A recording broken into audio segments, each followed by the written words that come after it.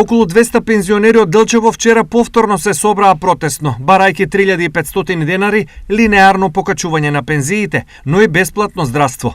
Пензионерите од општината Делчево вчера по втор пат масовно се собраа пред Сдруженијето на пензионери и ги искажаа барањата кои се веќе општо познати за пензионерите од цела Македонија, со кои и ние како Сдружение се солидаризираме.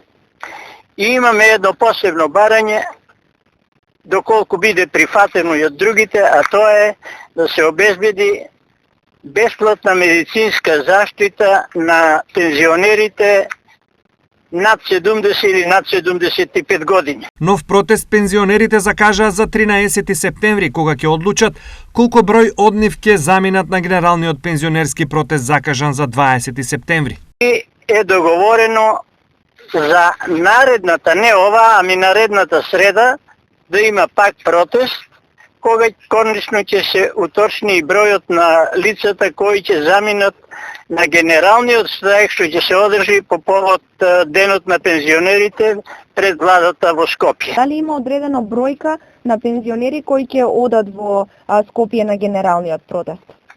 Не е одредено, зависи, поднесено е барање до општинското раководство на пензионерите да се обезбедат автобуси.